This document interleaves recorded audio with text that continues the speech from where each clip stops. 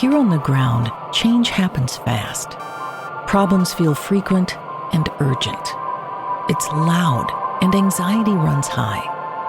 From a satellite view, the Earth looks the same as it did thousands of years ago.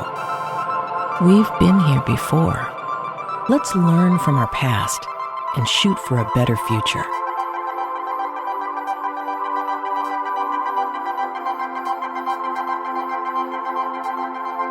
Hello and welcome to this episode of A Satellite View. It is Tuesday, August 19th, 2025, in the space and time continuum.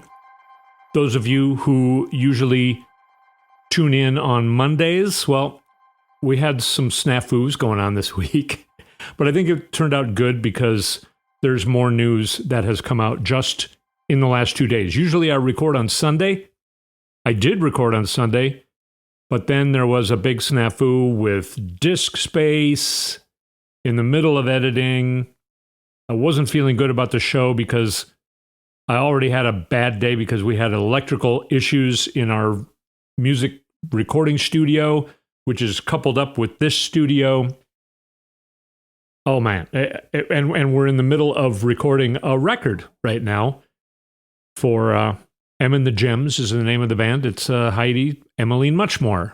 It's her band, and it's turning out really great. And the weekend was very scary because we had all these these technical problems going on. But I'm back. So, and it's Tuesday instead of Sunday. I'm going to get this sent to you as quick as possible. Of course, you already know that because you're listening to it now, right? But we are going to be talking about the difference between what American media is saying and actual reality. So some venting here, but also I want to inform you about some things that you definitely have not heard. And it has to do with a lot with the Russian-Ukrainian war, which is now starting to engulf a lot of things in the world. All the puzzle pieces are falling in place as to what I think is going to be occurring in the next coming days, weeks, and months. We have Donald Trump still trying to distract. Now, I think he's trying to distract in his mind from the Epstein Files. By the way, you may not have heard that Bill Barr, the former Attorney General, he was the Attorney General under Trump, the last Attorney General under Trump. He's the one who was residing over the DOJ when they were responsible for the safe being of Jeffrey Epstein, and he died. Now, of course, you and I know, deep down inside, they say it was a suicide. Really? Bill Barr testified yesterday behind closed doors. He gave a deposition to the House Oversight Committee. Now, it's probably not going to be very fruitful because the Republicans aren't subpoenaing the people who know the most. Acosta was the guy who let Jeffrey Epstein off in 2008, and then Trump rewarded him by making him Commerce Secretary or some BS. Trying to distract back then, trying to make sure, hey, man, you're not going to talk, right? I'll hire you onto the cabinet. That's what mobsters do. That's what Putin does. Trump has been working for Putin since the 70s. So the Epstein Files are not going away. The Republicans, James Comer, it's not my fault. James Comer, the chairman of the Oversight Committee, he's trying to make it look like, hey, it's not my fault. I tried to subpoena. It's not my fault the people I subpoenaed didn't know anything. It's not my fault Bill Clinton didn't have sex with any young girls and only Trump did. It's not my fault. Anyway, he's trying to make it look like they're looking into it and they're trying to be completely transparent when we know they're not. Like I said, Bill Barr, it's not my fault, Bill Barr, I didn't know anything. Bill Barr was purposefully kept out of the loop by the prosecutor back in 2019 when Jeffrey Epstein was arrested, because they thought Bill Barr would throw wrenches in it, because Bill Barr was working for Trump. He wasn't working for the United States people. He was working for Trump. Same as Pam Bondi is now. And by the way, speaking of another thing you may not have heard of, the Missouri Attorney General, we don't care about names, right? I really don't care what this guy's name is. But the Attorney General for Missouri, blood red state, he was just tapped to serve as co-deputy director, in quotations. That doesn't happen. Of the FBI, you don't have co-deputy directors. The deputy director is the highest ranking FBI agent.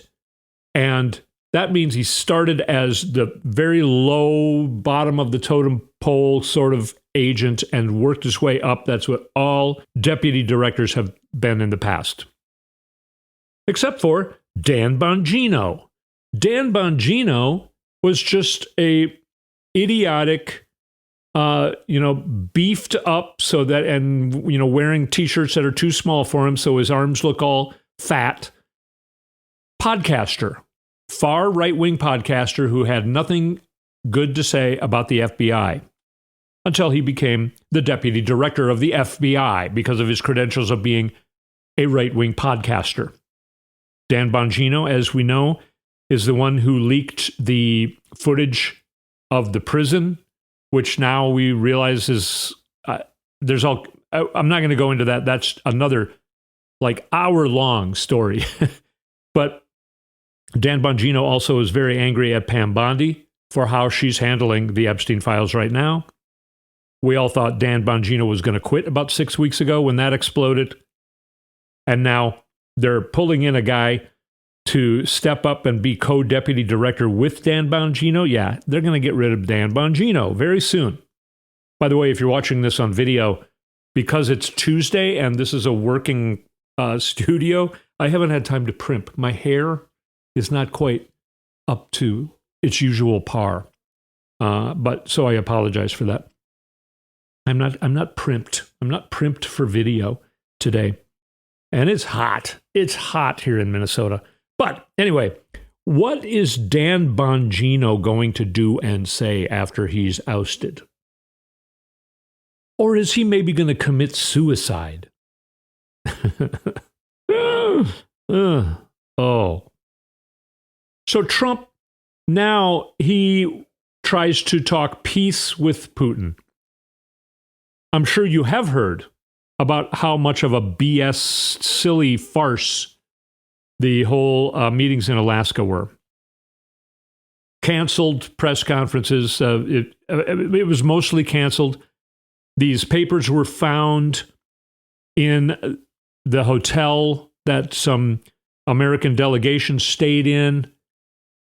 I don't know if they were accidentally left or if they were maybe purposefully left, because it sounds like there are a lot of people in the DOJ and the Pentagon who want to see this regime come down, and they are possibly blackmailing them. The whole Signalgate thing, it seems like maybe was purposefully leaked by some people working inside. Also, the whole thing that happened with Elon, supposed to be on that meeting to find out about plans for war with China, and that had to get canceled.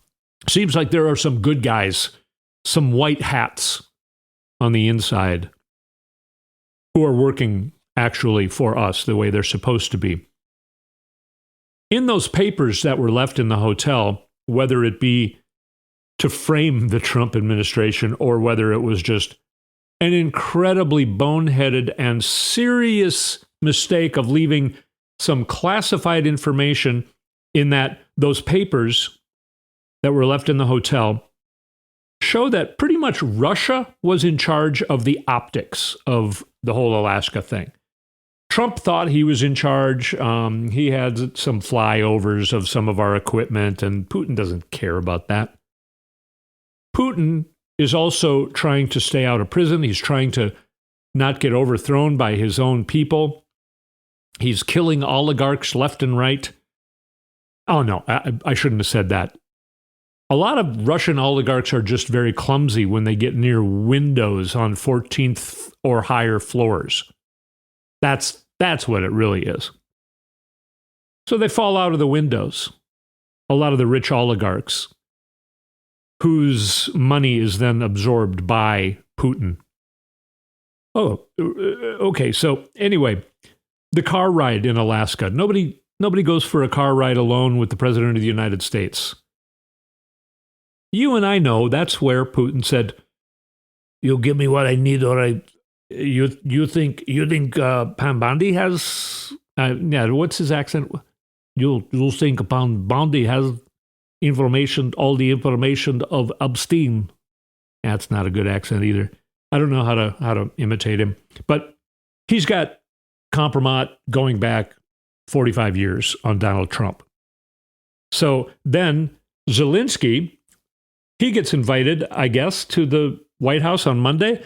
Well, he calls up his actual friends, all of the European leaders. And I won't go through the list because you have heard some of this news. They come and they're basically just this side of saying, "No, Trump, everything you say is not what we want. What we want is a true security for Ukraine, a true security plan. Not what you're saying. We want a ceasefire." "Well, I broke up 6 wars already without any ceasefire, so I don't think we need a ceasefire."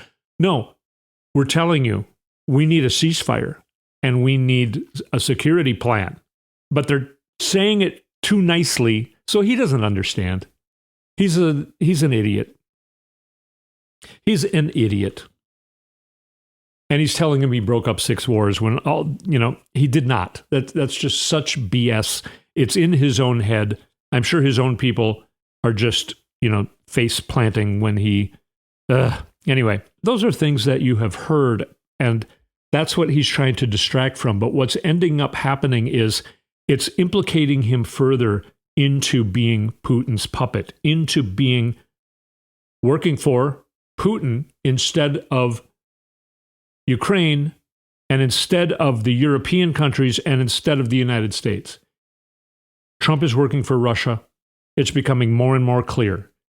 Apparently, Vladimir Putin called Trump during the meeting with the European leaders, and he left the room to take the phone call with his girlfriend.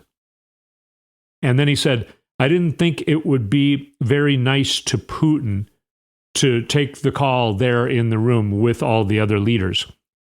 He's on Putin's side, and it's becoming more and more clear to the people who didn't already realize, like you and I did, that he has been working for the Kremlin since the 70s. If you want to hear more about that, go back and look at some of the titles of this podcast. We go through a lot of detail. Krafnov that's Trump's name that the KGB gave him. Look that up. Here's something now unrelated to those things. Those things were Trump trying to distract, okay? And I'm going to go through one more thing that he tried to distract before we go into what's really happening, especially on the other side of the world. Here in the United States, last weekend, or just a few days ago, there were arrests made in Las Vegas by a child predator sting. So people were arrested for being child sex predators. They were faking things on the internet to then entrap these young children into showing up somewhere, and then these guys would have sex with them. It's horrible. It sounds gross. I hate to even say it. One of the people that was arrested is the Israeli executive director of Israel's National Cyber Directorate. His name is Tom Alexandrovich. There was also a pastor arrested, of course. There was another guy who has many aliases. That's not at all. These are like rich dudes, right? That guy, at least. A University of Nevada professor, a cop. All right, these were some of the guys that were arrested in this child predator sting. Now, what happened with the Israeli executive director of Israel's National Cyber Directorate, Tom Alexandrovich, he got immediately sent back to Israel. Why? You give a call to Donald Trump, hey, you know, Netanyahu and I know everything about the Epstein Files, and you, even without the Epstein Files, you're not going to make me go through an American court system for this child predator sting, are you, Don? Or maybe he called Pam. I don't know, but he went back to Israel. He is not going to face any charges for being a child predator here in the United States. Compromat. The final thing that Donald Trump has done to try and distract, again, is going to explode in his face. I think it already is, but it, I think, is going to even worse. We will talk about that and give you some breaking news. When we come back from a short break, you're listening to A Satellite View. We'll be right back.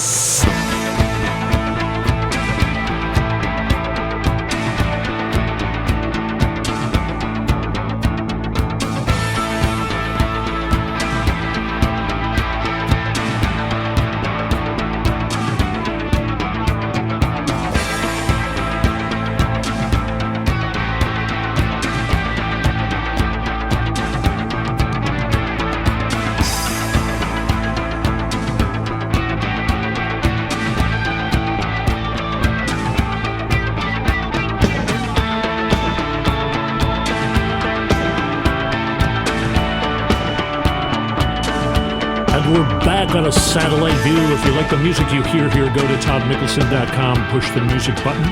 Also, visit our website, satelliteviewpodcast.com. Sign up to be on our emailer, and find us on YouTube. Go to YouTube and search for Satellite View Podcast. You can find this show where my hair's not up to par.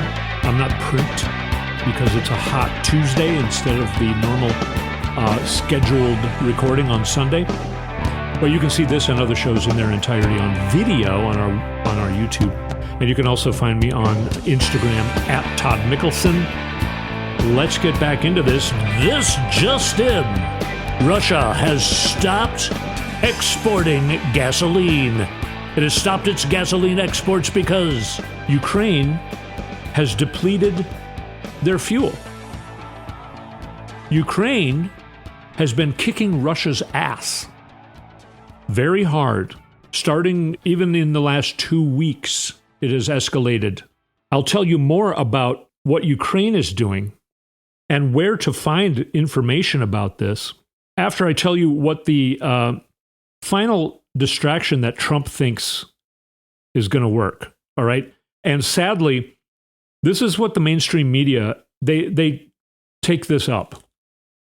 So now they're talking about, oh, Donald Trump is going to do an executive order to stop mail-in ballots. Okay, that's an oldie. Putin reminds Trump, even though Russia is one of 34 countries that use mail-in ballots, Putin says mail-in ballots, they corrupt, you remember, they corrupt. Can't use them. You won in 2020 by big. So Trump is like, oh, that's right. We got to get rid of mail-in ballots. We got to get rid of these voting machines. And then he also talked about, if there's an emergency, we can call off elections. And so even as far as MSNBC, at least during the day, now Nicole Wallace, I heard a little bit of her. She was starting to go back to the Epstein Files. She reported about Bill Barr testifying. But before that, MSNBC was just biting on this, oh, he's going to get rid of mail-in ballots, even though he can't. They talked about that a little bit, that he can't. But Donald Trump is tuning in going, oh, good, MSNBC is talking about the fact that I have no ability to get rid of mail-in ballots, instead of talking about the Epstein Files, or instead of talking about what's really going on in the Ukraine-Russia war. We don't even know, are the distractions as bad? The distractions are so bad that, wow, I wonder what's in those Epstein Files, Donald. What did you do, Donnie? Not to mention, these guys are getting more and more scared of where this distraction is going to lead. This distraction is more pointing out to people that the Republicans cheat. That was started with the thing that's backfiring in their face right now in Texas about the gerrymandering. They already have it gerrymandered, but they want to gerrymander it even more.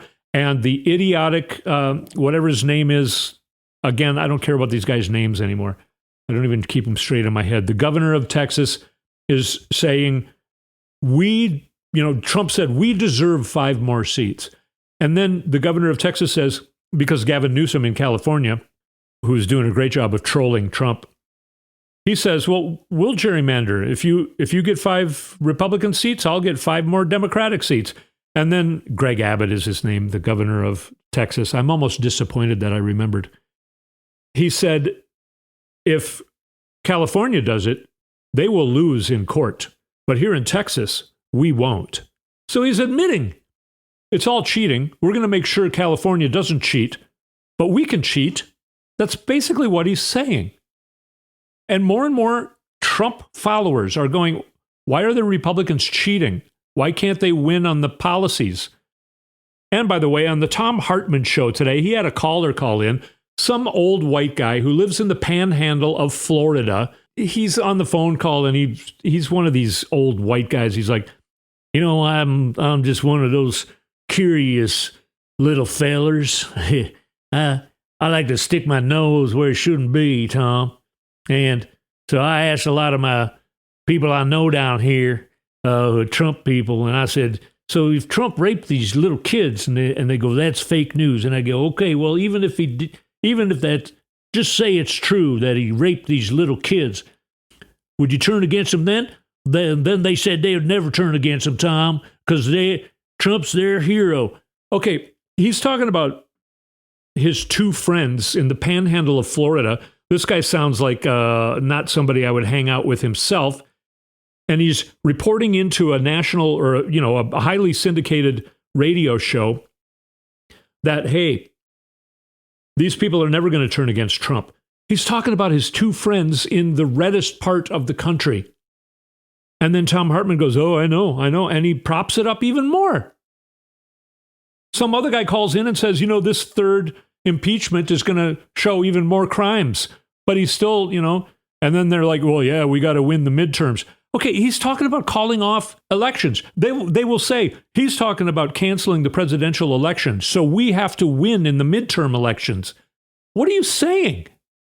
If he calls off the presidential elections, he's going to call off the midterm elections. We just got to get him out. We're not going to impeach him.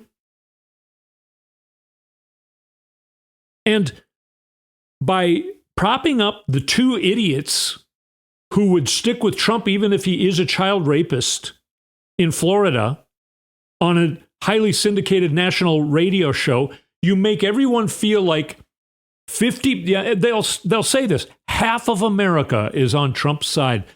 That is such BS. You got to remember the percentage of Trump lifers is probably like 3% of Americans, but they're the loudest fuckers in the country. Do not listen to that crap. We are in the majority. I'm not going to be listening to corporate. I mean, I will to tell you why it's BS. I have to report on it, but it's worthless. Corporate news right now is worthless. MSNBC, and there's some good people in the nighttime, but in the daytime, it's basically worthless. Now, what's going to end up happening with him now saying this thing about mail-in votes, which Republicans vote, probably they use more mail-in votes than Democrats do because they have more old white idiots than the Democrats do. It's just going to point out that the Republicans need to cheat. They're trying to find every way possible to cheat. And that will open people's minds to accepting when the news soon comes out about what we've been talking about on this podcast for a long time. The vote count was changed in the 2024 election. Kamala Harris won the election. Donald Trump lost horribly. As we all predicted was going to happen but then didn't happen? We know what happened. You remember the campaign seasons. I'm not going to repeat all that because for the rest of the time we're here, I'm going to talk to you about some pretty incredible news that for some reason is not being touched by American news media.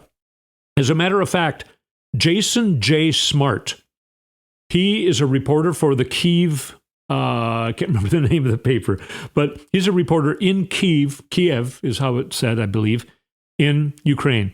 He started this show on YouTube 2 months ago, and he's already got 201,000 subscriptions. He's also having people donate to buy drones for Ukraine. He does deep reporting about what's actually going on in Ukraine. There are others who do this deep reporting.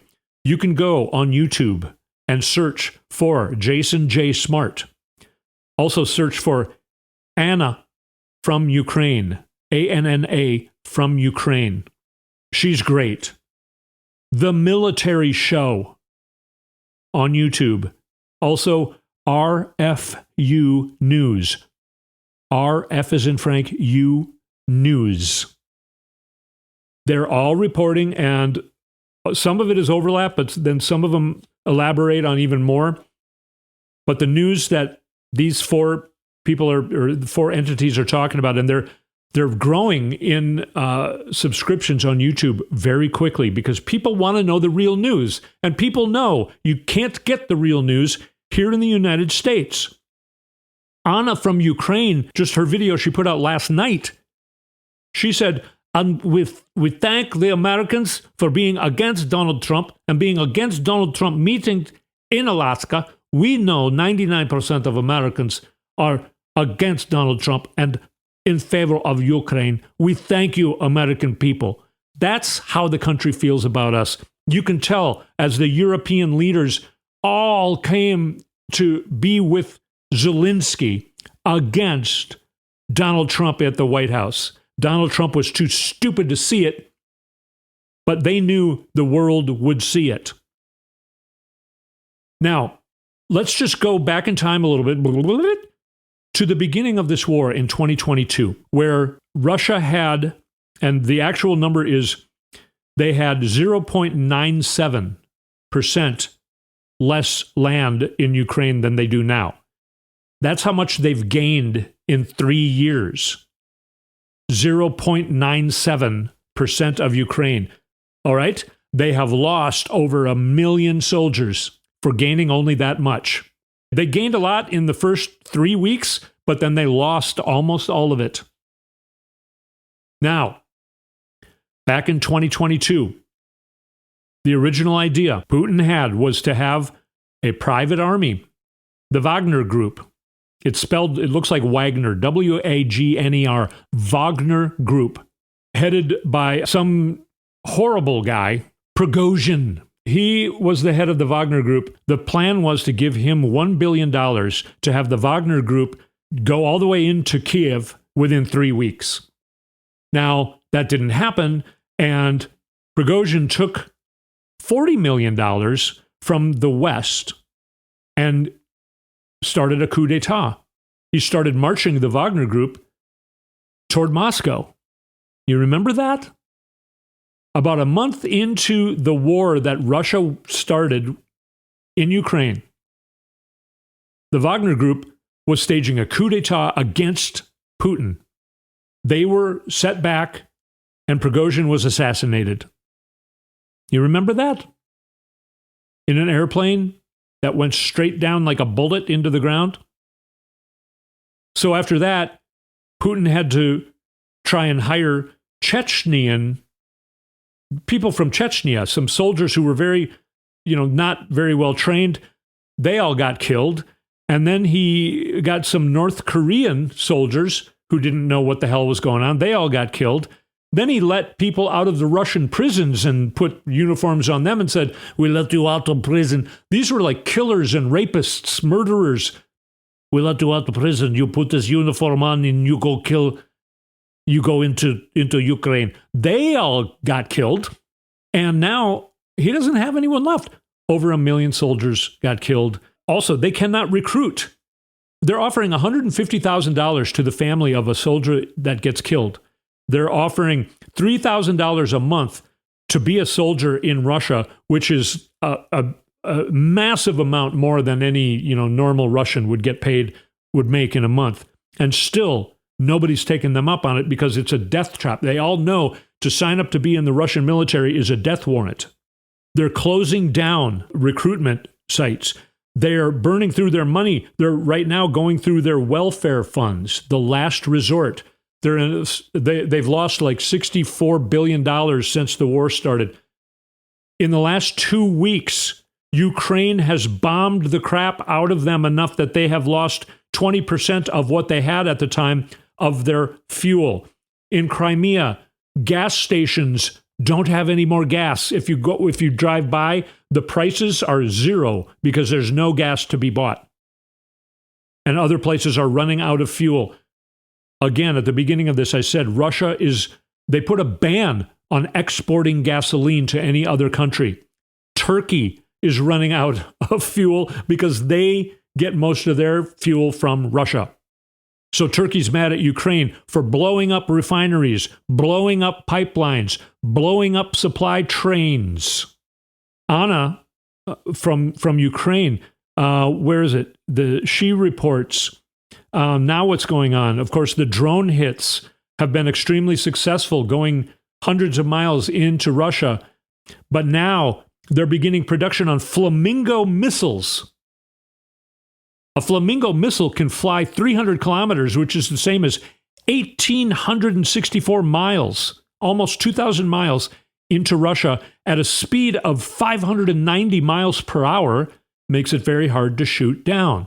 It can deliver 2,200 pounds, that's more than 1 ton of explosives on the tip of a Flamingo missile that Ukraine is now being able to produce.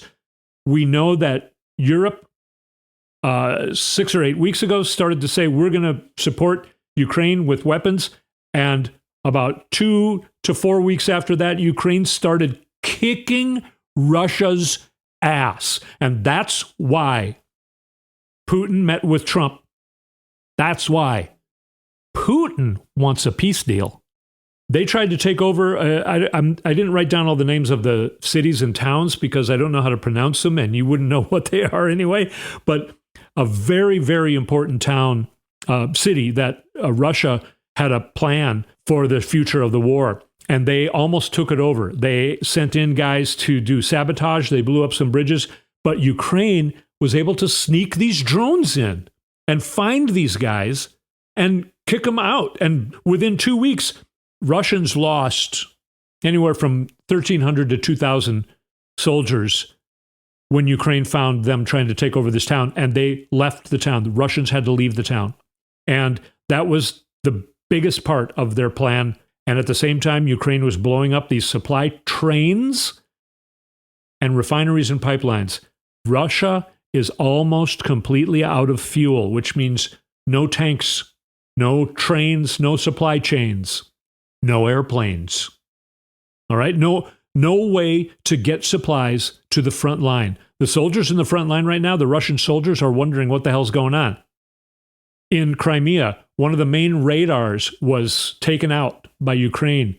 One of the main radars which were giving warnings about these massive drone strikes that Ukraine has been doing for now about 6 weeks, just escalating these drone strikes. There are these wooden drones that are extremely cheap to make, that they fly in to find things, and then they send the drones in to blow it up. So Ukraine is being extremely resourceful and smart, very good intelligence, taking out very strategic pipelines and supply chains and trains, and the economy is decimated. Putin is offering bribes to these soldiers that he cannot afford to give. They're out of money, they're out of fuel. Putin has no support from his people, and he's getting worried that he will likely be assassinated from within the Kremlin. That's why if he's still alive. Many of these people in Ukraine speculate that in Alaska, that was not Vladimir Putin. They feel sure that was not Vladimir Putin. And they know that he's got at least 3 body doubles at the moment. And they show photos of him.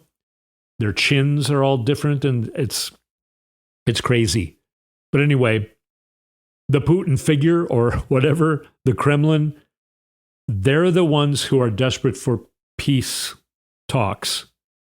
Ukraine's like, why would we give you land when we're kicking your ass and kicking you out of the land that you've already taken? But you would never hear that listening to the news here in the United States.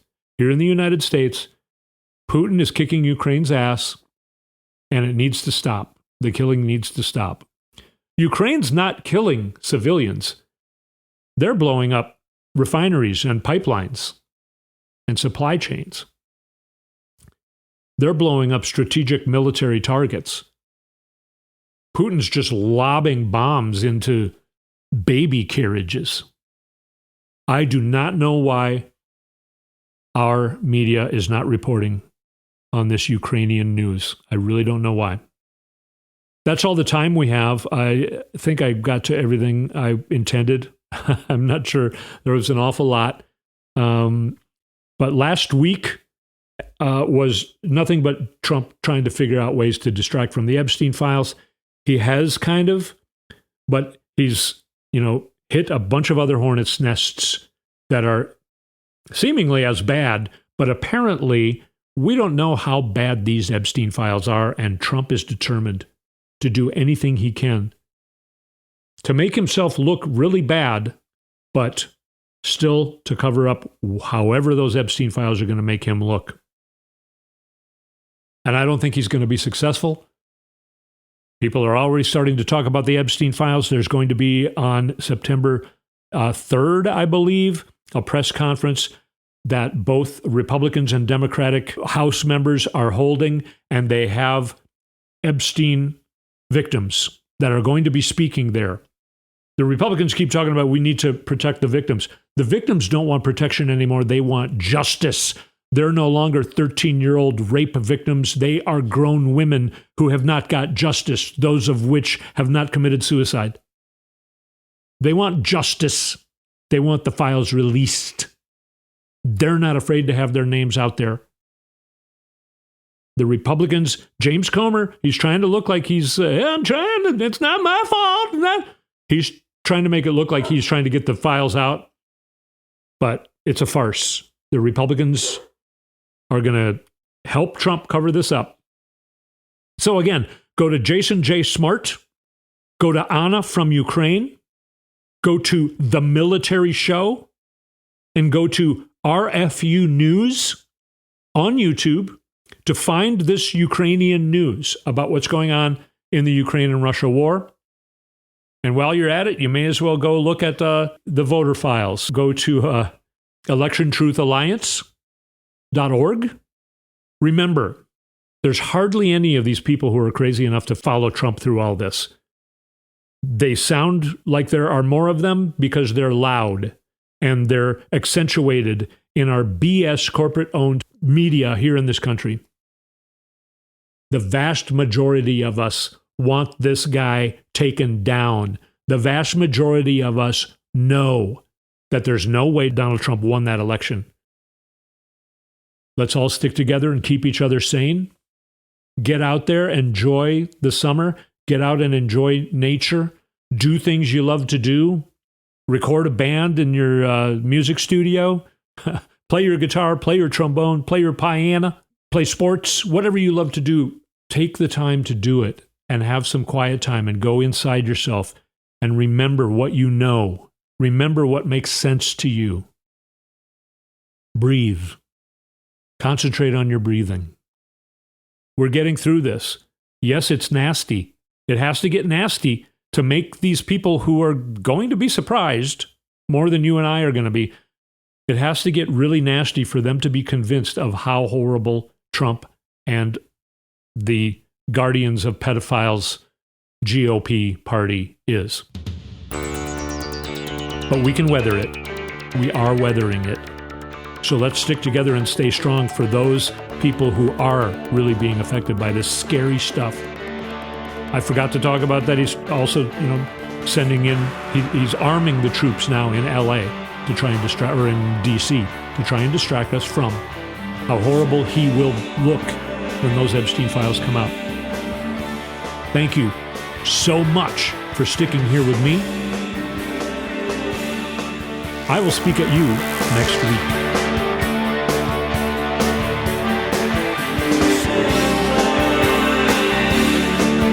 You've been listening to A Satellite View with Todd Mikkelson. Go to toddmikkelson.com for links and more information.